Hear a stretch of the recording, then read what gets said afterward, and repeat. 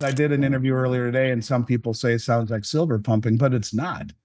It's just not. It's just actually trying to do the right thing and run a good business.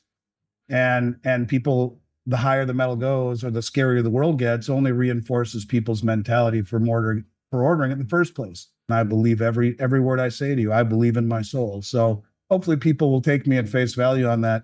In today's video, Andy Schectman reveals the strategic misdirection happening in the global gold and silver markets. While major players quietly accumulate precious metals, the public remains unaware, misled by manipulated prices and deceptive rhetoric. Andy sheds light on how China's understated gold acquisitions and the West's calculated market maneuvers could signal an imminent shift in the financial system. Join us as we uncover the hidden strategies at play and explore their implications for the future of gold, silver, and the global economy. As global powers quietly accumulate gold and silver, understanding the bigger picture has never been more important. If Andy Schectman's insights have helped you see what's really going on, be sure to like, subscribe, and share this video. Stay tuned for more in-depth analysis of the forces shaping our financial future. Thank you for watching, and stay informed. Gold and silver have the same type of demand that securities have had for a long time. Maybe there's some event where the very, very wealthy people just get on the phone and they say, I'll take everything you have. I don't care what it costs. Give it all to me. What do you do at that point as a business owner? Someone says, you got 300 million worth for me, 500 million, I'll take it all of it. And I think that will happen when people wake up to something, and there's going to be something to reset this system. And I don't know if it's by revaluing gold or the whole system imploding because of Operation Sandman, the dollar's dumped, or something far less dramatic. But we cannot continue down a path of creating $100,000 of debt per second, because as Putin said, and would it really surprise anyone if we tried to assassinate Putin? I mean, who in the hell could ever say that the ineptitude of the Secret Service in protecting President Trump, so much ineptitude that it becomes more than that. It becomes a plan. And who's to say we didn't do it? Just like the pipeline under the ocean, the Nord Stream pipeline. Who's to say that we weren't involved in any of this stuff? I'm not trying to go down that road of being conspiratorial, but what I am saying, there will be something that wakes people up. And I do believe that.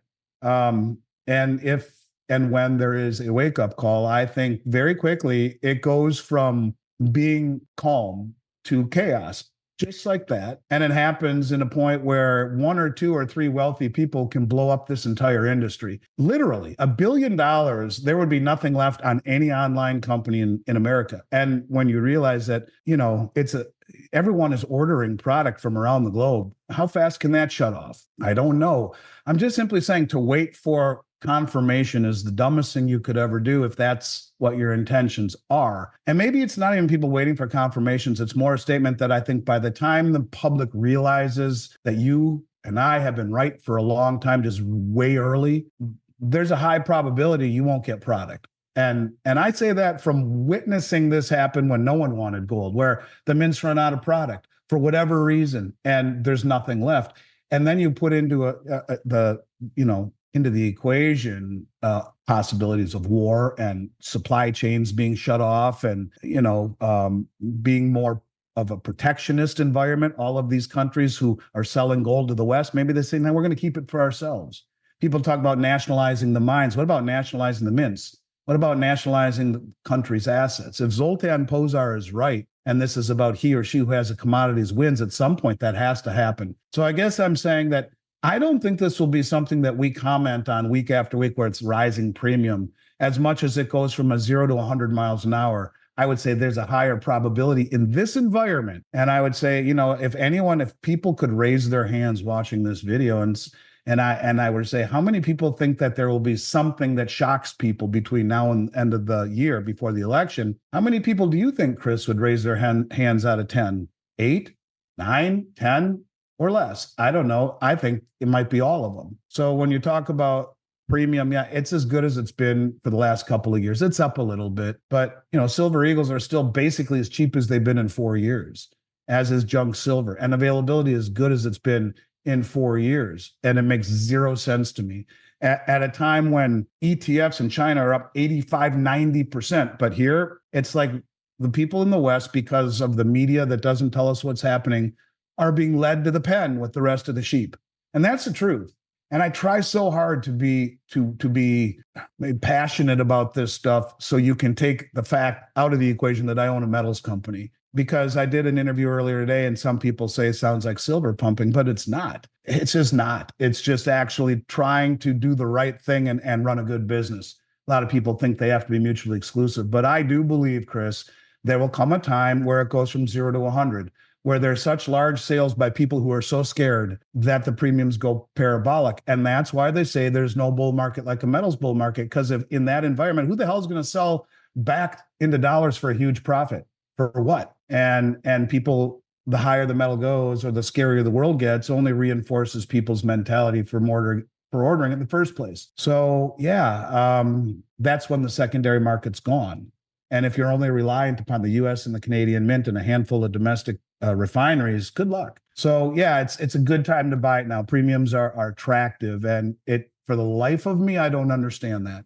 I think they should be much higher, and I think products should be much tougher to get. But that just comes from someone who drank the Kool-Aid a long, long time ago, and I believe every word I say to you. I believe in my soul. So hopefully people will take me at face value on that. When I heard that, I went back through some notes that I had maybe a year ago, 2 years ago, and it was in 2021 that the head of the Polish National Bank, Adam Glapiński, and he said, he was talking about why they were expanding their gold holdings. He said, gold will retain its value even when someone cuts off the power to the global financial system, destroying traditional assets based on electronic accounting records. Of course, we do not assume that this will happen, but as the saying goes, forewarned is always insured. And the central bank is required to be prepared for even the most unfavorable circumstances. That's why we see a special place for gold in our foreign exchange management. Of course, in that article, I think they talk about the head of the Dutch National Bank, who talks about if there's a financial crisis and price will skyrocket, and the official gold reserves can be used to underpin a new gold standard, according to the Dutch National Bank. So when you talk about the central bankers, they know the playbook, and that's the truth. And I think most of the numbers that are reported in these central bank holdings are massively understated.